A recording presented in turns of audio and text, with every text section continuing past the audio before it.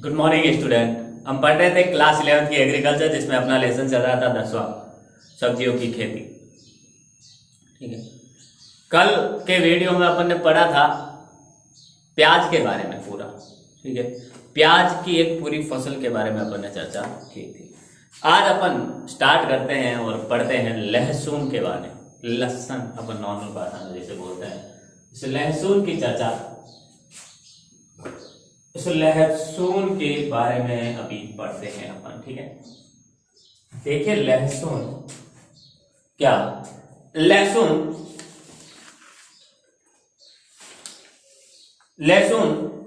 का जो वैज्ञानिक नाम है वो है लहसुन का, सॉरी पहले तो अपन टॉपिक तो डाले हैं। लहसुन अगला जो हमारा है लहसुन। ठीक है, इसका वानस्पतिक नाम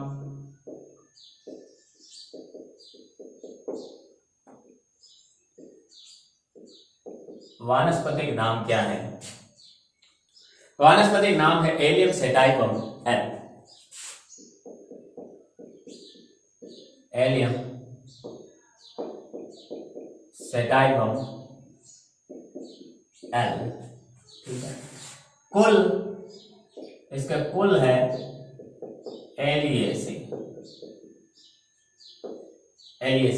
ठीक है, यह एलिएसी कुल का सदस्य है। ठीक है, अब इसका उपयोग कहाँ करते हैं? भोज्य पदार्थों का जो स्वाद बढ़ाने में अपन भी देखते हैं, लहसुन डालते हैं तो उसका स्वाद बढ़ता है। भोज्य पदार्थों का स्वाद बढ़ाने में चटनी, अचार, ठीक है, टमाटर, केचप इत्यादि में उपयोग करते हैं। इसका उपयोग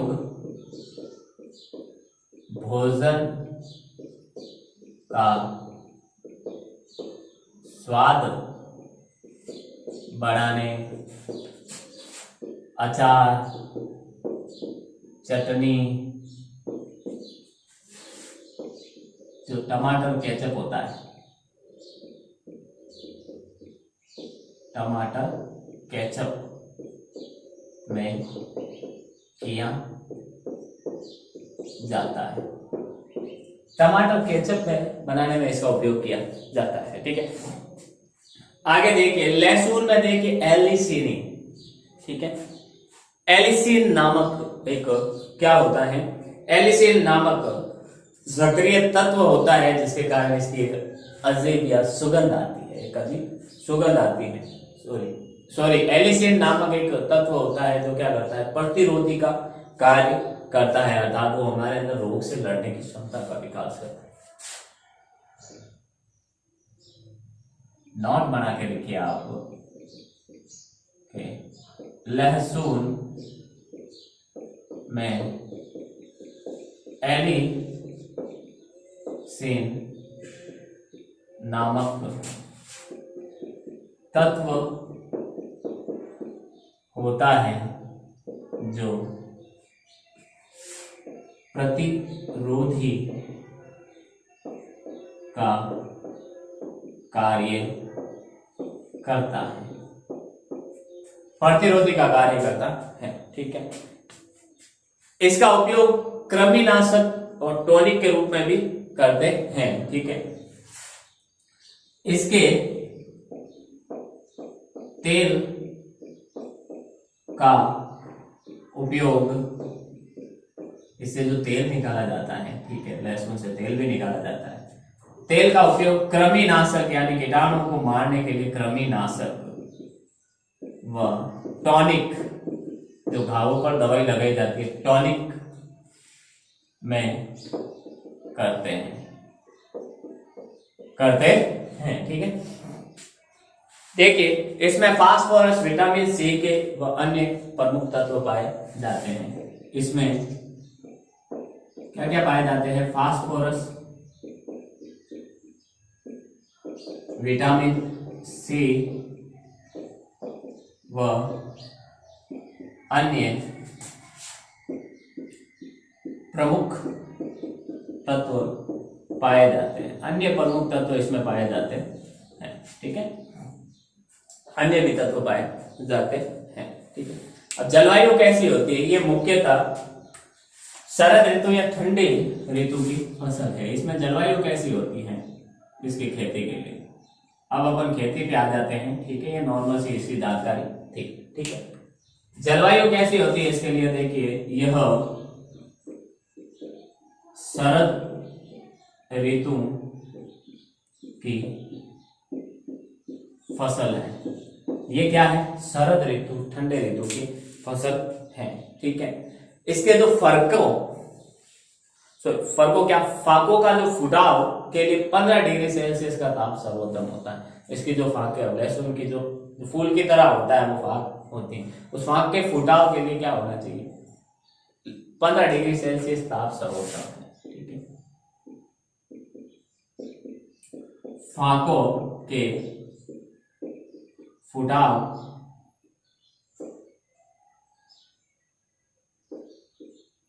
के लिए, फाकों के फुटाव के लिए 15 डिग्री सेल्सियस तापमान क्या है, सर्वोत्तम है। सबसे अच्छा तापमान कौन सा है, 15 डिग्री सेल्सियस है, ठीक है। मृदा एवं खेत की तैयारी कैसे कर सकते हैं अपन, जलवायु की बात हो गई। अब इसके लिए अपन देखते हैं मृदा एवं खेत की तैयारी। मृदा एवं खेत की तैयारी अपन कैसे कर सकते हैं, तो देखिए मृदा एवं खेत की तैयारी अपन कैसे कर सकते हैं। तो देखिए मृदा पीएच 6.5 से 7 होना चाहिए, ठीक है। मृदा पीएच मान कितना होना चाहिए, 6.5 से 7 तक। ये तो मृदा पीएच होना चाहिए कम से कम, ठीक है। उचित जल निकास वाली और उचित जल निकास वाली जीवांश युक्त दोमट या रेतीली दोमट मिट्टी उपयुक्त होती है। इसके लिए देखिए उचित जल निकास वाली जीवांश पदार्थ युक्त दोमट या रेतीली दोमट मिट्टी उपयुक्त होती है। रेतीली दोमट मिट्टी क्या होती है, उपयुक्त होती है, ठीक है। अब खेत की तैयारी के लिए हमें क्या करना चाहिए, 1 जुताई मिट्टी पलटने वाले हल से करनी चाहिए और 2 जुताई देसी हल से करने के बाद पाटा लगाना चाहिए। 1 जुताई तो जो मिट्टी पलटने वाला हल होता है जिससे मिट्टी पलटी जाती है, 2 जुताई देसी हल से करनी चाहिए और फिर उसके बाद उस पर पाटा लगा देना चाहिए, ठीक है। खेत की तैयारी के लिए 1 जुताई मिट्टी पलटने वाले हल से तथा 2 बार देसी हल से करके पाटा लगाना चाहिए, पाटा लगाना चाहिए हमें, ठीक है। आगे देखिए पाटा लगाना चाहिए। अब बुआई, बीज की मात्रा और उपचार, ठीक है। बुआई कब कर सकते हैं, बीज की मात्रा क्या रख सकते हैं, तो देखिए बुआई बीज की मात्रा एवं उपचार, बीज की मात्रा एवं उपचार, ठीक है। देखिए बुआई अक्टूबर से नवंबर तक करनी चाहिए हमें। बुआई कब करनी चाहिए, बुआई अक्टूबर से नवंबर तक। शरद ऋतु की फसल है ना, इसकी बुआई अक्टूबर से नवंबर तक करनी चाहिए। बुआई अक्टूबर से नवंबर तक करनी चाहिए हमें, ठीक है। अब बुआई के लिए गांठों से हुई कलियों का प्रयोग करना चाहिए। जो घास से कलियां प्रयुक्त होती उनका करना चाहिए, गांठों से तो कलियां निकल रही है। ऐसा नहीं है जो कलियां झड़ के नीचे गिर गई उनको लेकर अपन बुआई करते, नहीं, गांठों से हुई कलियों का प्रयोग करना चाहिए, ठीक है। बुआई के लिए गांठों से हुई कलियों का प्रयोग करना चाहिए। गांठों से हुई कलियों का प्रयोग हमें करना चाहिए, ठीक है। देखिए 400 से 500 किलोग्राम कलियां प्रति हेक्टेयर बुआई के लिए आवश्यक होती है, पर्याप्त होती है। कितनी? 400 से 500 किलोग्राम। 500 किलोग्राम कलियां प्रति हेक्टेयर बुआई में आवश्यक होती है। कम से कम इतनी तो हमें चाहिए, 400 से 500 किलोग्राम तो हमें चाहिए, ठीक है। उचित उपज के लिए देखिए 6 से 8 ग्राम कलियों का भार होना चाहिए। उचित उपज हमें चाहिए तो 6 से 8 किलोग्राम कलियों का भार होना चाहिए। देखिए उचित उपज के लिए 6 से 8 ग्राम भार की कलियां उपयुक्त है। 6 से 8 ग्राम भार होना चाहिए। कली जो अपन बो रहे हैं उसका भार 6 से 8 ग्राम होना चाहिए, ठीक है। देखिए बुआई से पूर्व कलियों को किससे? डाइथेम M45 से दवा से उपचारित करना चाहिए, ठीक है। तो देखिए बुआई से पूर्व कलियों को डाइथेम M45 से उपचारित करना चाहिए। M45 डाइथेम M45 से उपचारित करना चाहिए। फिर देखिए उन्नत किस्में।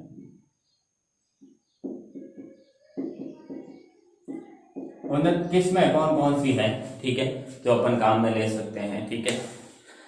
पहले है बड़ी गांठों वाली किस्में। पहले अपन देखते हैं बड़ी गांठों वाली किस्में। ऐसी किस्में जिसमें क्या हो, गांठें बड़ी हो।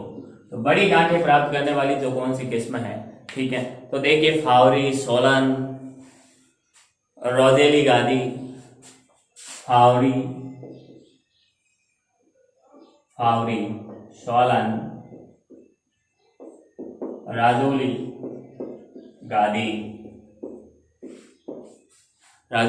गादी, ठीक है। G1, G50, देखिए G1, G50, ठीक है। G51, G2, इसी तरह G51, फिर G282, ठीक है। ये किस्में हैं कौन सी? बड़ी गांठों वाली किस्मों की, ठीक है। अब देखिए उत्तर भारत में उगाई जाने वाली किस्में। उत्तर भारत में उगाई जाने वाली किस्में, उत्तर भारत में जो किस्में उगाई जाती हैं ऊपर की तरफ, ठीक है। देखिए वो कौन कौन सी है। देखिए हिसार स्थानीय लाडवा,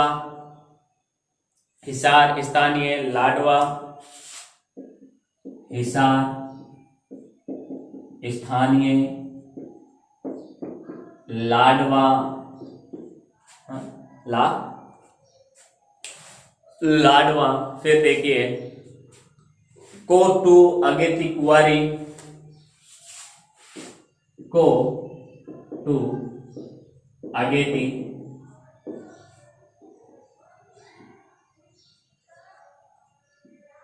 कुआरी, अगेती कुआरी, अगेती कुआरी, ठीक है।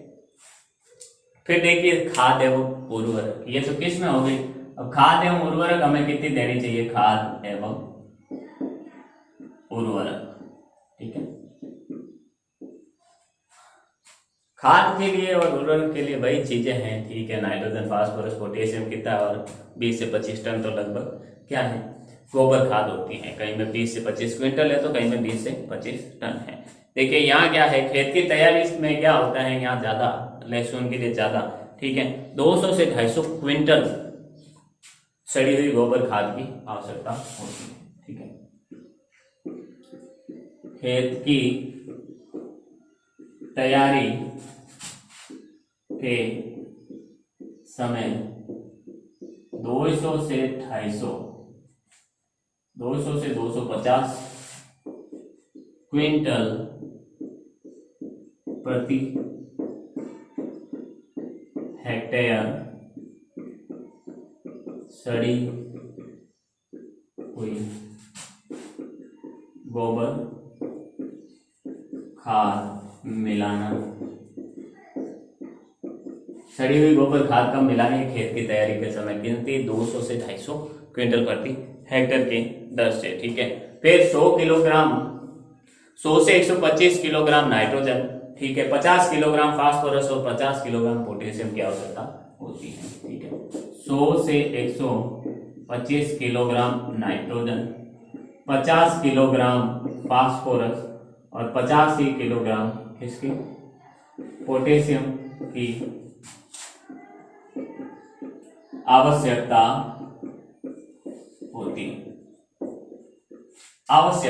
होती है, ठीक है। आगे देखिए सिंचाई कैसे करते हैं। सिंचाई देखिए कलियों की रोपाई के बाद हल्की सिंचाई हमें करनी चाहिए। सिंचाई कैसे करते हैं, सिंचाई का क्या टाइमिंग है, जैसे ही अपन ने कलियां रोपी उस पर थोड़ी थोड़ी जारे से, फव्वारे से हल्की सिंचाई हमें करनी चाहिए, और बाद में देखिए 8 से 10 दिन के अंतराल में सिंचाई करनी चाहिए, ठीक है। तो सिंचाई देखिए, सिंचाई कलियों की रोपाई के बाद हल्की सिंचाई करें तथा बाद में 8 से 12 दिन के अंतराल में, 8 से 10 दिन छोड़ के सिंचाई, अंतराल में सिंचाई करनी चाहिए, सिंचाई करनी चाहिए, ठीक है। फिर देखिए निराई गुड़ाई, निराई गुड़ाई की अपन चर्चा कर लें। निराई गुड़ाई क्या होता है, निराई गुड़ाई कैसे करते हैं, कितनी बार करते हैं। बुआई के 20 से 25 दिन बाद पहली निराई गुड़ाई करनी चाहिए, ठीक है। बुआई के 20 से 25 दिन बाद पहली निराई गुड़ाई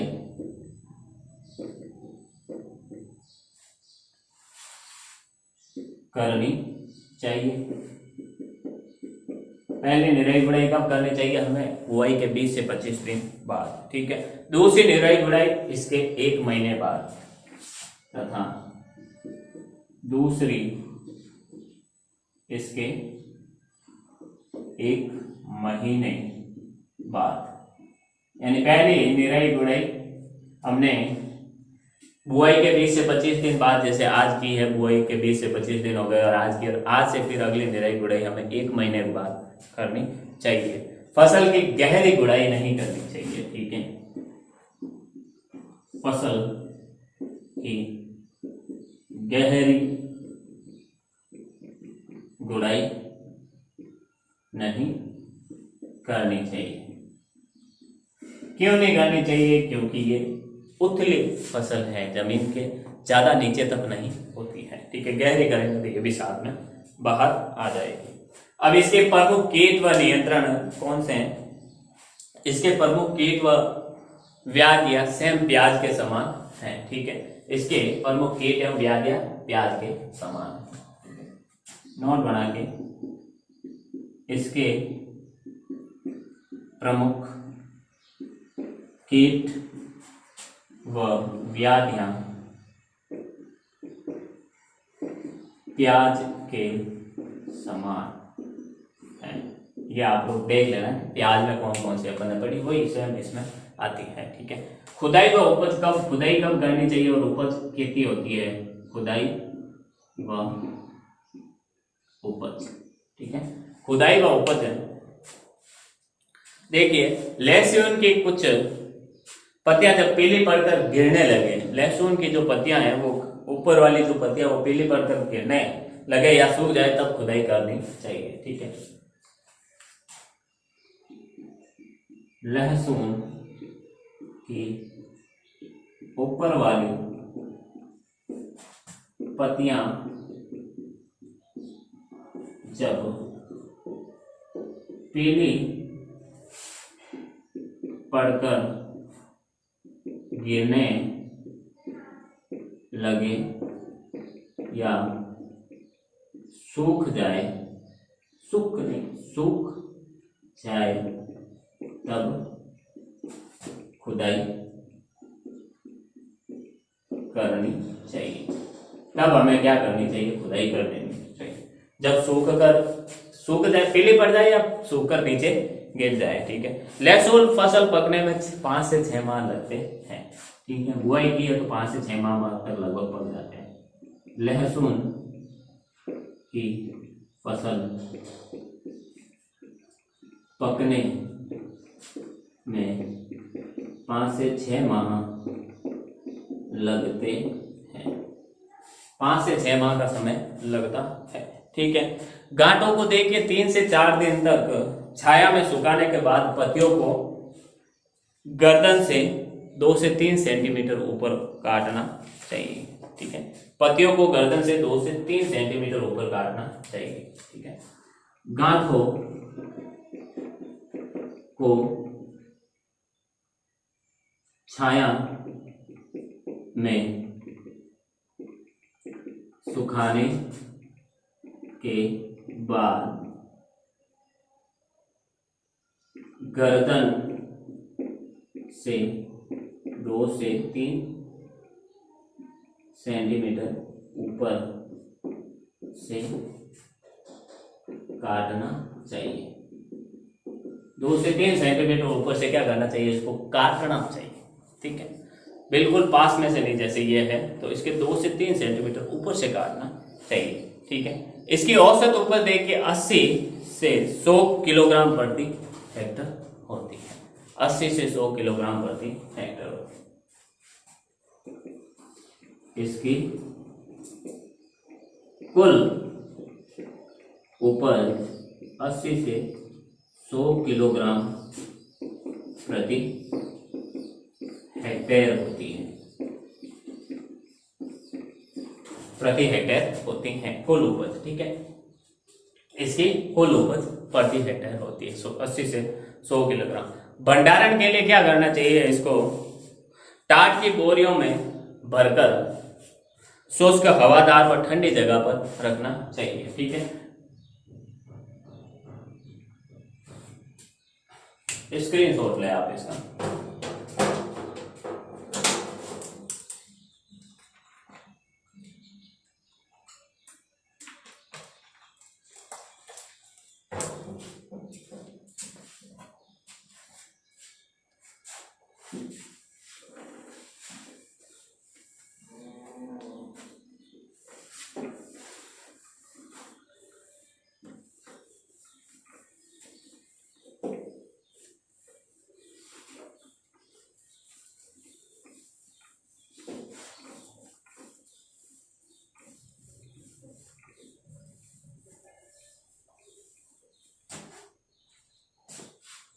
देखिए भंडारण के लिए इसको टाट की बोरियों में भरकर शुष्क हवादार व ठंडी जगह पर रखना चाहिए। ठीक है, भंडारण के लिए इन्हें टाट की बोरियों में भरकर शुष्क हवादार एवं ठंडे जगह पर रखना चाहिए। ये ध्यान रखिएगा, ठंडी जगह पर रखना है। कैसी जगह? ठंडी जगह पर। ठीक, नेक्स्ट हमारा देखिए अगली चीज है हमारे, देखो फलियों को अंकुरण से रोकने के लिए तो कहीं भी रखेंगे तो फलियों को थोड़ी बहुत भी अगर ऐसी कंडीशन अनुकूल परिस्थितियां मिल गई, कलियों को मिल गई तो ये कलियां अंकुरित हो जाएगी और पौधे का निर्माण करने लग जाएगी। तो भंडारण के समय इनके कलियों को अंकुरण से रोकने के लिए मैलिक हाइड्रोजाइड नामक नियामक का घोल का छिड़काव करें। ठीक है, नॉट है ये, कलियों को अंकुरण से रोकने के लिए, अंकुरण से रोकने के लिए मैलिक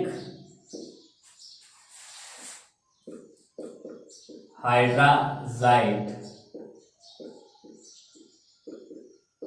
नामक नियामक का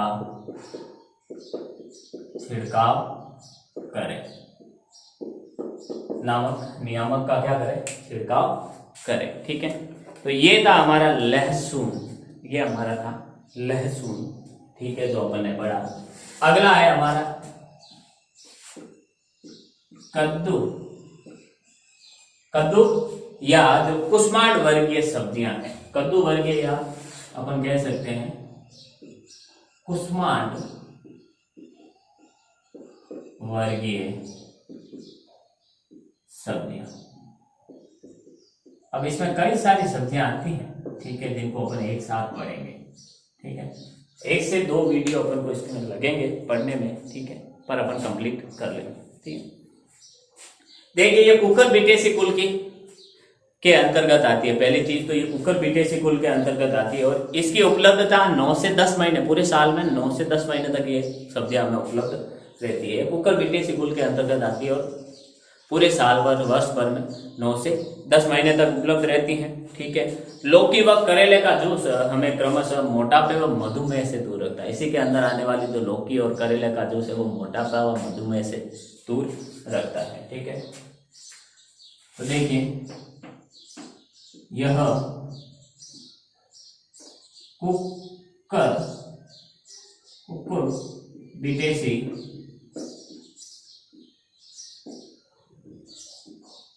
कुल के अंतर्गत आते हैं। ये सब्जियां सब कुकर बिटेसी कुल के अंतर्गत आती हैं। ये वर्ष में 9 से 10 महीनों तक उपलब्ध रहती हैं। ठीक है, देखिए करेला और लौकी का जूस क्या करता है?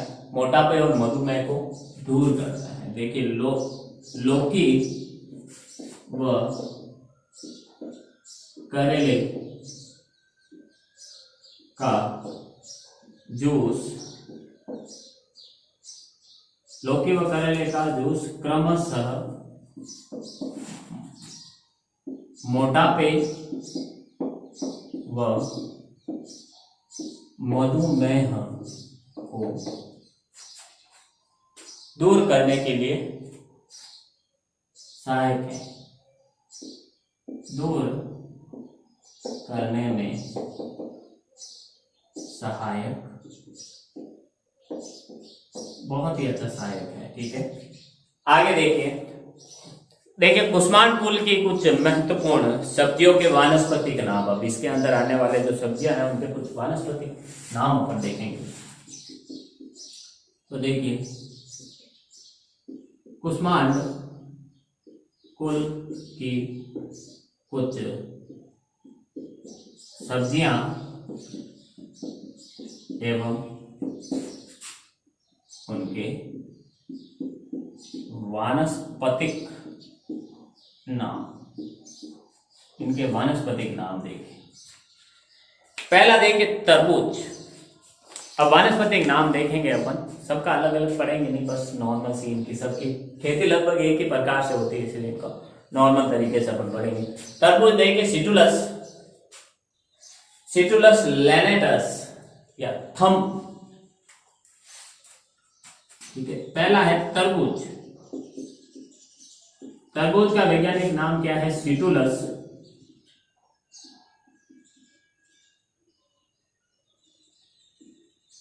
सिट्रुलस सिट्रुलस लैनेटस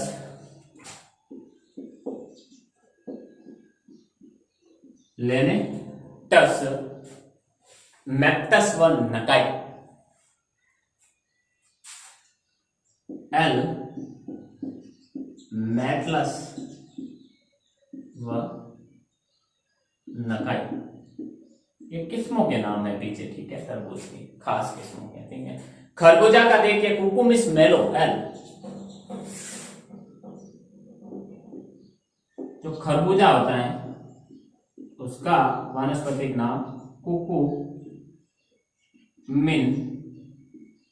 मेलो,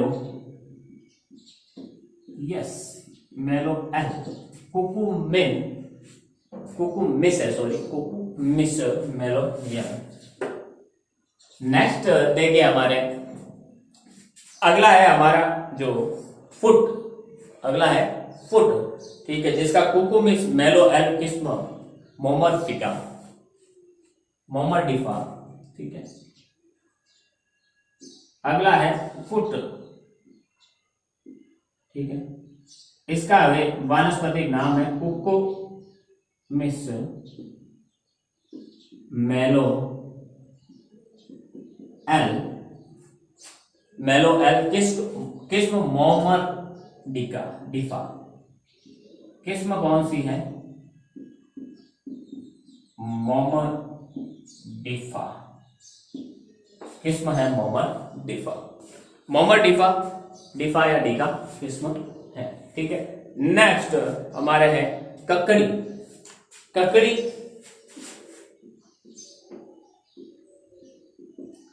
देखिए, ककड़ी का वैज्ञानिक नाम क्या है? वानस्पतिक नाम क्या है? कुकुमिस मेलो एल किस्म, किस्म जो है वो यूटिलिसिमस है। ठीक है, नाम लगभग सेम है, कुकुमिस मेलो एल किस्म, किस्म का नाम क्या है? देखिए यूटिलिसिमस, यूटिलिसिमस, लिसिमस, यूटिलिसिमस। ठीक है, नेक्स्ट देखिए टिंडा। टिंडा का वानस्पतिक नाम, टिंडा आपने खाया होगा, टिंडा का वानस्पतिक नाम देखिए सिट्रुलस लैनेटस एल फिम्पुलोसस, फिस्युलोसस है। ठीक है, सिट्रुलस लैनेटस एल, सिट्रुलस लैनेटस एल किस्म, किस्म है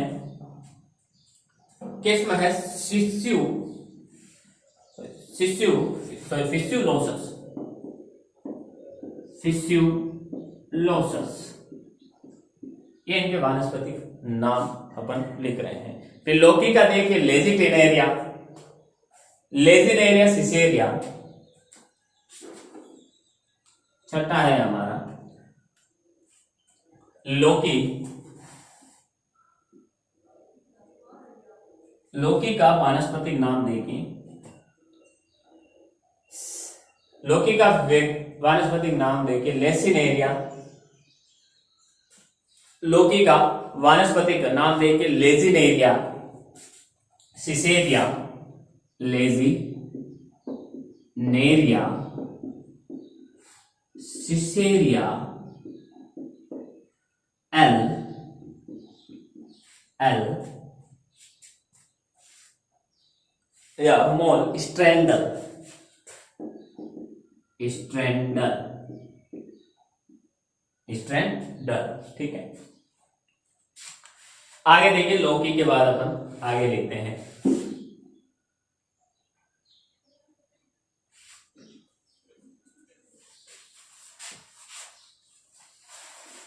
लौकी के बाद अपन चर्चा करते हैं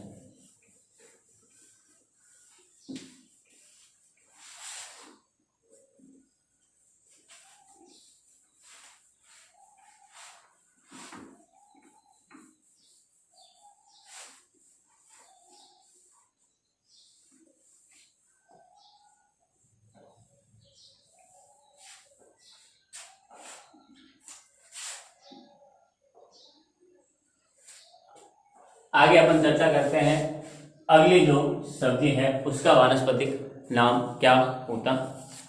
अगली जो चर्चा है हमारी, ठीक है, देखिए खीरा, लौकी तो अपन ने पढ़ लिया, ठीक है। सातवां है हमारा खीरा, खीरा काकड़ी, खीरा जो अपन बोलते हैं, ठीक है। उसका है देखिए कुकुमिस सेटावस एल, इसका वानस्पतिक नाम है कुकुमिस सेटावस एल, कुकुमिस सेटावस एल, ठीक है। आरा तोरी, आठवां है देखिए आरा तोरी, आरा तोरी, आरा तोरी, ठीक है। आरा तोरी का वैज्ञानिक नाम है देखिए लूफा एक्यूलेंटला, एक्यूलेंगला, ठीक है। रापसब, लूफा, लूफा एक्यू लैंगला एल, रापसस, रापसस, ठीक है। एल क्या रापसप है, एल रापसप, रापसप, ठीक है। फिर है नेनुआ चिकनी तुरई, नौवा है नेनुआ चिकनी तुरई, नेनुआ चिकनी तुरई, इसका वानस्पतिक नाम देखिए लूफा सिलेंड्रिका एल, लूफा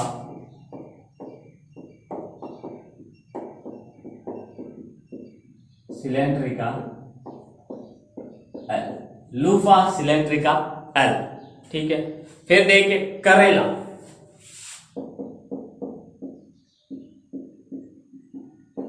करेला, करेले की अपन बात करते हैं तो देखिए Momordica charantia L, Momordica, Momordica चेरेंसिया,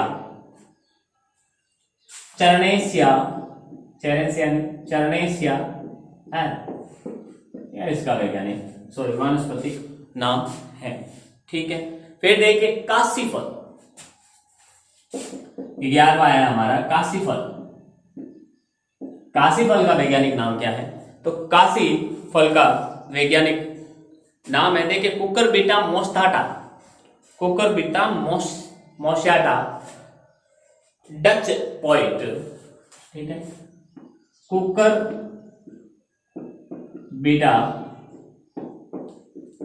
मोस्टाटा, moschata Dutch point, Dutch point, Dutch point या उच्च पॉइंट कुछ है ऐसा, ठीक है। देखिए 56 कद्दू, आ रहा है 56 कद्दू, 56 कद्दू क्या होता है, तो तो देखिए cooker beta पेपो L, cooker beta पेपो L, इसका वैज्ञानिक नाम है कुकुर beta पेपो L, cooker beta पेपो L, cooker beta पेपो L. फिर देखिए पेठा Benin Kasa, Benincasa hispida Thunb Kagan, ठीक है, Benin Kasa hispida Thunb Kagan किसका है ये? पेठा का। Benincasa, Benincasa hispida Thunb Cogn, hispida Thunb Cogn, Thunb Cogn, ठीक है, ये इसका वैज्ञानिक नाम है। ठीक, ये वानस्पतिक नाम है कुष्मांड फूल के, सब्जियों के, ठीक है। आगे है हमारे कुछ उन्नत किस्म हैं जिनकी अपन चर्चा करेंगे। तो देखिए उन्नत किस्मों की अगर अपन चर्चा करें, जैसे कुछ एक की अपन देख लेते हैं उन्नत किस्में। अब उन्नत किस्में में देखिए पहला है तरबूज। तरबूज की उन्नत किस्में कौन कौन सी है? तरबूज की उन्नत किस्मों की चर्चा करें तो देखिए sugar baby, आसाई योमेटो, sugar baby, sugar baby, आसाटी योमे हो, योमे ही या योमे हो, आसाटी योमे, योमे ही नहीं है, योमे टो है, आसाटी योमे टो, ये मैंने उल्टा लिख दिया, यहां है आसाही योमे टो, ठीक है। आगे देखिए दुर्गापुरा मीठा, दुर्गापुरा मीठा, दुर्गापुरा मीठा, दुर्गापुरा मीठा। फिर दुर्गापुरा केसर, दुर्गापुरा केसर, दुर्गापुरा केसर, ठीक है। फिर देखिए अर्का ज्योति, अर्का ज्योति, अर्का ज्योति मधु, अर्का ज्योति मधु, ठीक है। आर डब्ल्यू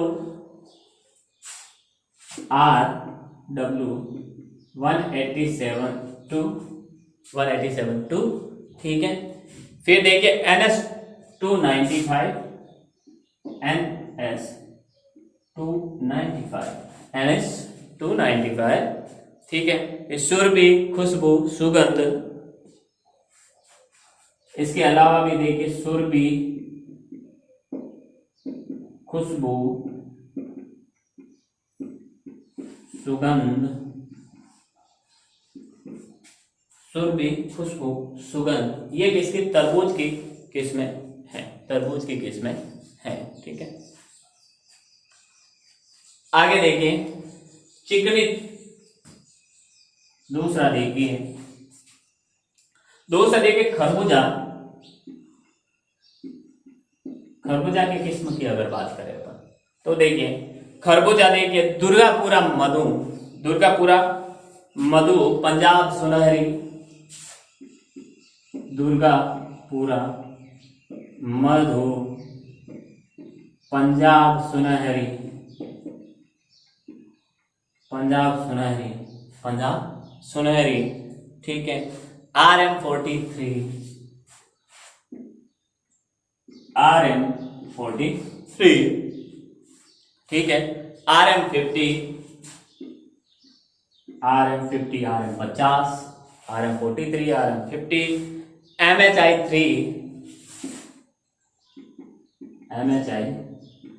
MHI3, ठीक है। 5, 3, 5, MHI3, 5, ठीक है। उसके बाद देखिए NL, NL एनएल देखिए 7455 यानी 7455 ठीक है।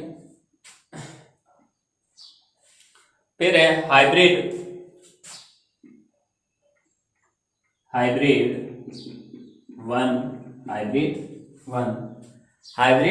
1 ठीक है। अर्काजीत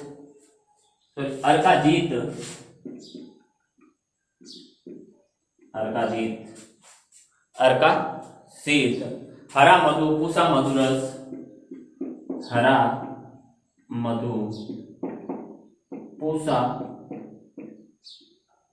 मधुरस फूसा मधुरस ठीक है। आगे देखिए जो चिकनी तुरई होती है, तीसरी है चिकनी तुरई, इसकी कौन कौन सी किस्में हैं तो देखिए चिकनी तुरई की किस्मों की अगर अपन बात करें तो देखिए पूसा चिकनी गलगल तुरई ठीक है। पूसा चिकनी इसे नॉर्मल भाषा में कहते हैं गलगल तुरई, ये किस्म है ठीक है। फिर देखिए सेलेथान 99, इसके अलावा एक है सेलेथान 99 ठीक है। स्क्रीनशॉट ले आप इसका।